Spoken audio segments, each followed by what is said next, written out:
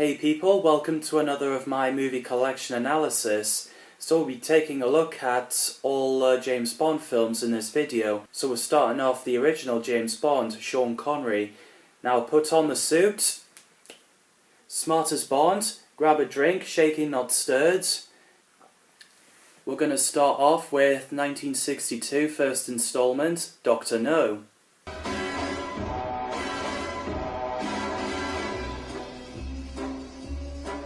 James Bond investigates a missing British agent in Jamaica, leading him to meet Dr. No. So back in 1959, Albert R. Chubby Broccoli wanted to adapt James Bond books written by Ian Fleming to a film, but Irving Allen, his colleague, didn't have much interest. So Ian Fleming sold the rights to Harvey Saltzman. He previously sold Casino Royale, but not the rest.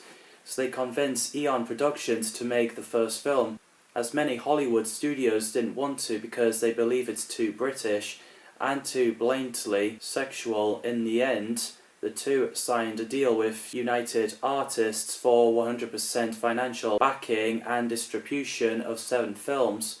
Albert and Harry created a company called Danjaq, holding the rights of James Bond films. It was originally going to be Thunderball first, but Ian Fleming got taken to the court for copyright over the book. So Eon decided to do Dr. No instead. Brian Forbes, Guy Green, Val Guest and Guy Hamilton got asked to direct this movie, all turned down, so it went to Terence Young.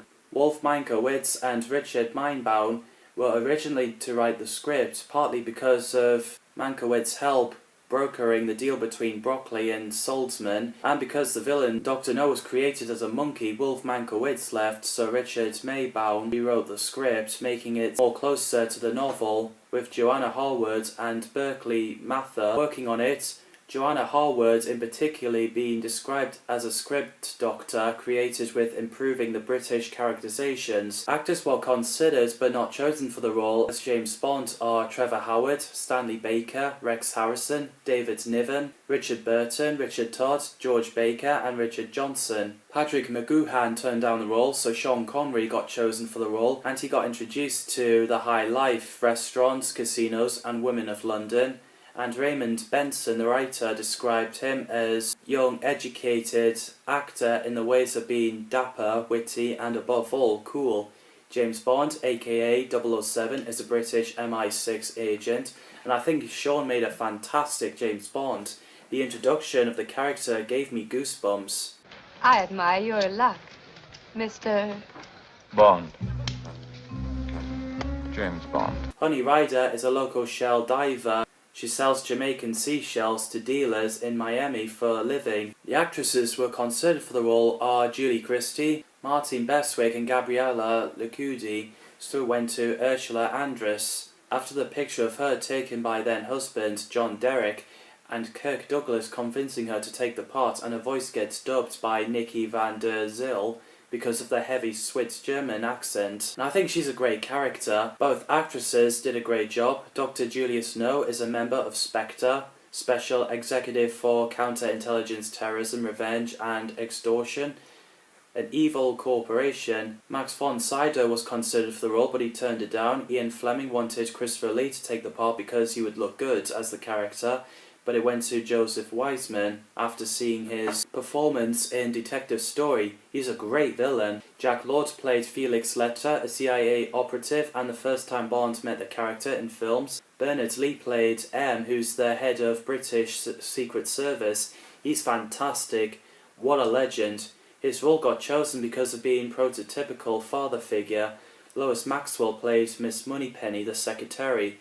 Lois got the role to get the money to support her family as her husband was suffering heart attack and expecting to die. Eunice Gayson played Sylvia Trench, a Bond girl who met Bond at the London club Le Cercle. As they're playing Baccarat, the actress worked with Terence Young before, which is in Zarek. Peter Burton played Major Boothroyd, aka Q, who's a head of Q branch. He did a great job as well. Sadly, that's the only film we see him as Q. John Kidsmiller played Quarrel, who's a Cayman Islander, and John Strangways sent him on a quest to grab rock samples from Crab Key. Anthony Dawson played Professor R.J. Dent, who works for Dr. No. Zena Marshall played Miss Tarot, who's also working for Dr. No but going undercover as Mr. Playdell Smith's secretary in Government House in Kingston. And I thought it was funny when she spat at Bond. Be careful of her nail varnish. Louis Bloser played Playdell Smith, who's a chief secretary at Government House. There's great casting here. Filming took place in Jamaica. I love how they play the theme tunes in any scenes that Bond walks around.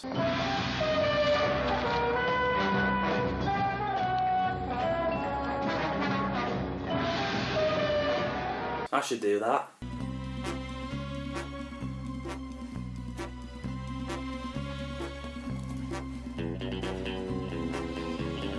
Let's see what's on. Let's put a football match on.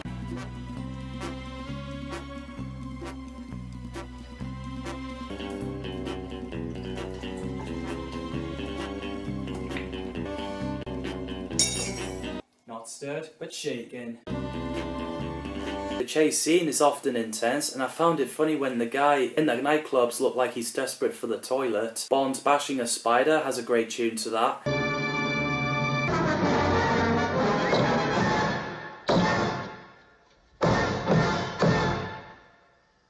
The rock music would fit in. The gun often reminds me of Han Solo's gun. The sets are great. I love Dr. No's line when he said, "Stupid policeman." Unfortunately, I misjudged you. You are just a stupid policeman.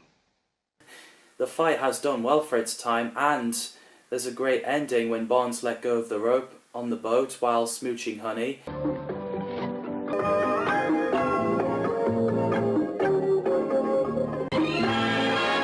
And I think it's a fantastic movie. The score by Monty Norman is great, and I picked Dr. No as my favourite Sean Connery's Bond film. The next instalment is From Russia with Love.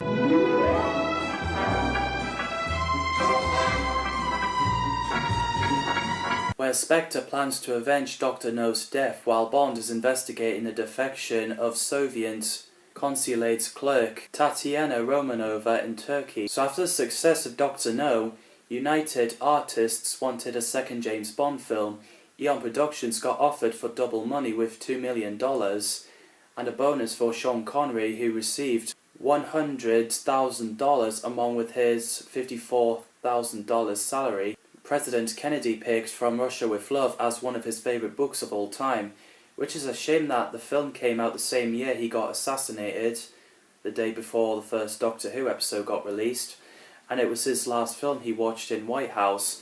From Russia with Love got chosen to follow up the first Bond film, so the film is at the Soviet undercover agency Smersh with the crime syndicate Spectre instead of Cold War like in the book to avoid controversial political overtones. The training grounds of Spectre inspiration is taken from Spartacus film. Richard Maybaum kept rewriting the scripts until he can get there in the end to keep it close to source material. They used Turkey and focusing on Spectre more. Those cast from Dr. No, other than Sean Connery as James Bond, reprised the role. Peter Burton wasn't available to return as Q, so Desmond Llewellyn, who's a fan of Bond comic strip, replaced him. Pedro Armendari played Ali Karen Bey, who's the head of MI6. John Ford, the director, recommended him. He did a great job, and sadly it's his last role as he got cancer and committed suicide after he went in the hospital, which is really sad. Lourdes Lenya played Rosa Klebb, aka Spectre number 3, who's an operative, and I thought she was terrifying, especially the sharp claw on her feet. Yes.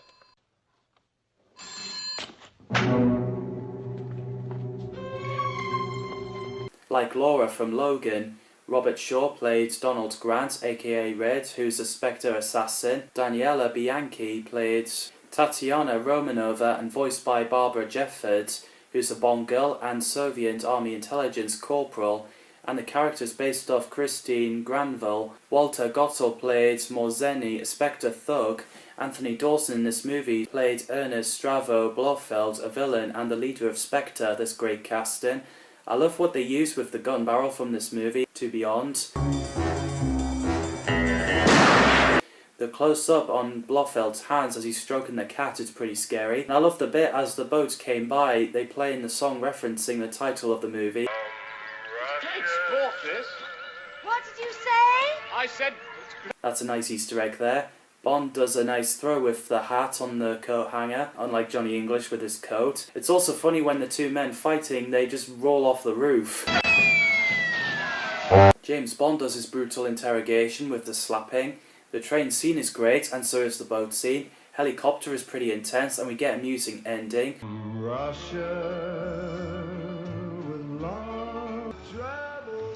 James, behave yourself. We are being filmed.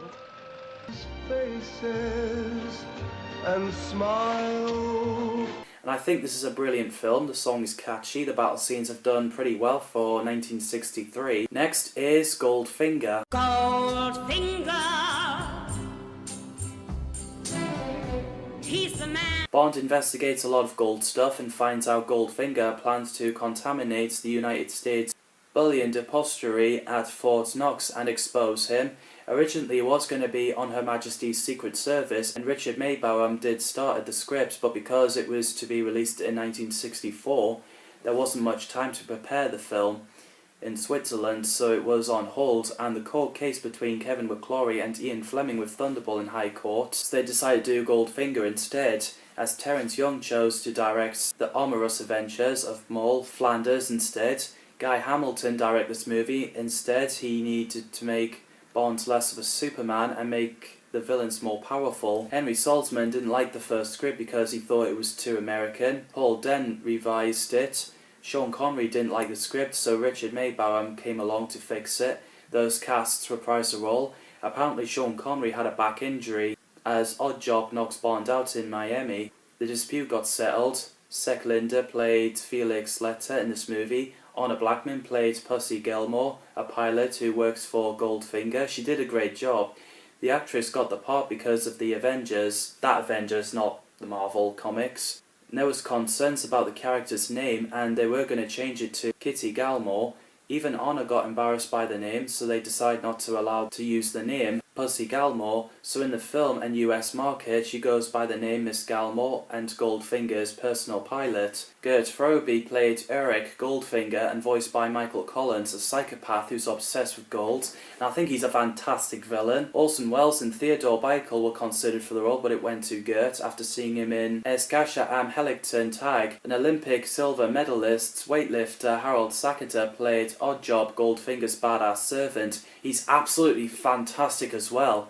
Guy Hamilton said he's absolutely charming man, and also said he had a very unique way of moving. So in creating Oddjob, Guy used all of Harold's own characteristic.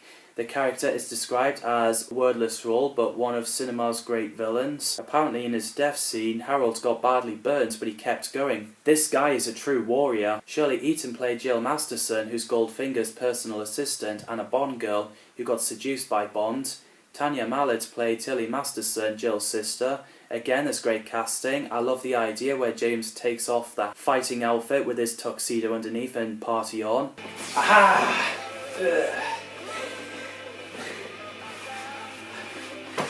I love it when I do this. Pity that Goldfinger didn't paint his finger gold, you know, the name. And I also find the shadow of Oddjob pretty scary. There's great sets, where in the mansion he's got gold picture frame and furniture, and it was pretty badass when Oddjob knocked the statue's head off with his hat.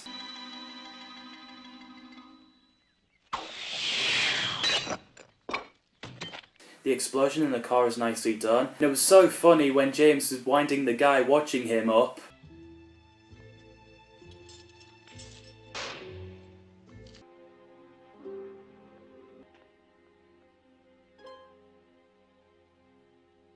Might as well make a funny face.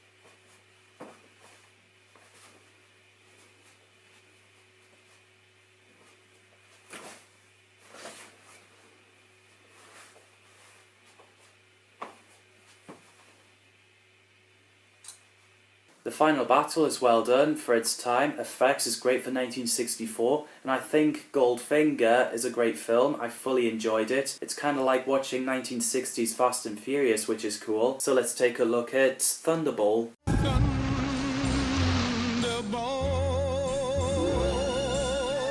Bond plans to find the stolen NATO atomic bombs. So Ian Fleming thought, as he wrote the novels, they could be adapted to cinema, so he asks Alexander Korda to make either Live and Let Die or Moonraker, but withdrawn. So Fleming wrote a script for original film, so did Jack Whittingham. The film was going to be called James Bond Secret Agent. Alfred Hitchcock and Richard Burton turned down their careers, and there was a struggle to adapt Thunderball, so McClory wasn't able to secure the financing for the film.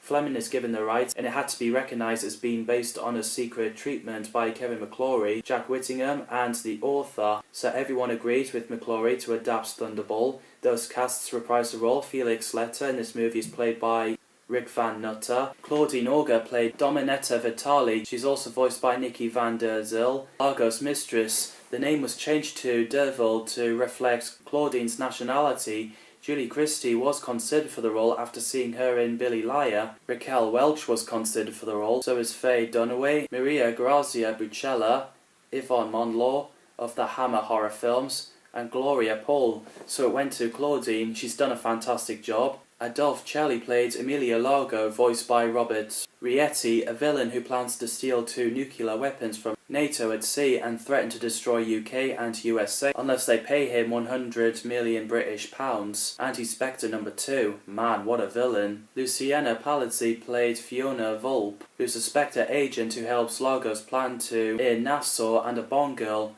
Guy Dolman played Count Lip, a Spectre agent who's in charge of the operation of replacing Derville with Angelo. The casts are very likeable. There's great setup. When Bond sees his coffin, the fact he's not actually dead. Bond's timed really well with the flying when it comes to dodging the bullets. If it was badly timing... Yeah. The bits where Bond is tied on the massage bed is pretty funny, the way it moved. There's nice scenery with the holiday. I'm surprised the car can go 120 miles per hour. My brains are going into my feet! I can imagine this would happen if you go that fast. James slipping on the roof is funny. It was pretty intense when James is underwater letting shark past, and so is the battle scenes with few sharks flying above, and I love how they ended the movie. This movie has done well for 1965, with the effects and the music by John Barry was pretty suspense.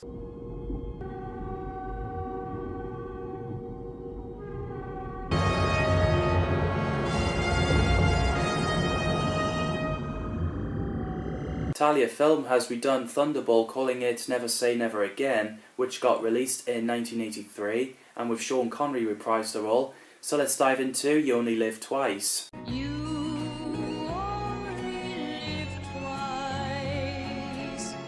Instead of YOLO, we say YOLT. As American and Soviet crewed spacecraft disappear mysteriously in orbit, James Bond goes to Japan. Originally on Her Majesty's Secret Service was next to adapt, but the producer chose You Only Live Twice instead because OHMSS would need to search for high and snowy locations. Lewis Gilbert didn't want to direct this film at first, but then he did in the end. As Albert R. Broccoli said, "You can't give up this job. It's the largest audience in the world." As the crew went to Japan, they searched for locations. For 3 weeks, Spectre's Shore Fortress headquarters was changed to extinct volcano after the team learned that the Japanese do not build castles by the sea. So Sidney Bohem wrote the first script, closer to the book. Harold Jack Bloom came along and wrote the screenplay. His work was rejected, but few of his ideas is used in the final script. Richard Maybaum wasn't available to write the adaptation, so Roald Dahl did instead, and he's a close friend to Ian Fleming. Roald Dahl thought there was no plot in the book, so he added some plot into the film. Those casts reprised the role. Sean Connery got sick of playing the role with the time and publicising each film and the typecasting. John Werridge was considered for the role as Blofeld, and there's even a screen test. Albert R. Broccoli and Lewis Gilbert weren't happy with the casting choice, so Donald Pleasance got casted. He felt the prosthetics were uncomfortable because the glue attached to his eye. He's a fantastic criminal mastermind. He's so menacing. Mie Hammer played Kissy Suzuka, and voiced by Nikki van der Zyl, who's a secret agent and Bond girl. I really love the character. She is my top 5 favourite Bond girls. It's such a shame that she's killed off. Akiko Wakabayashi played Aki, a Bond girl and an agent with Japanese SIS. She's fantastic as well. Tetsuru Tamba played Tiger Tanaka and voiced by Robert Wrighty, Japanese Secret Service head. Chiro Shamada played Mr. Osato, Japanese industrialist secretary, secretly who's with Spectre.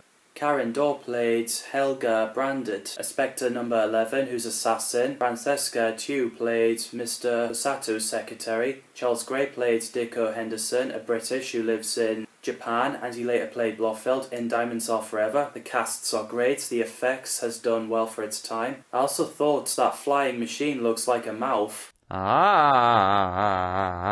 Russian caviar, but I love them both. Darling, I give you very best duck. The fight scene is entertaining. Up to the chair! Rock's face built up the steel chair! The jacuzzi there seems pretty nice to settle in. The scene where helicopter build itself looked pretty effective. Quite fast. Can do anything. Just your type. A toy helicopter? It reminds me of Lego games. It's fantastic revealing of Blofeld. Love the idea of cigarette shooting.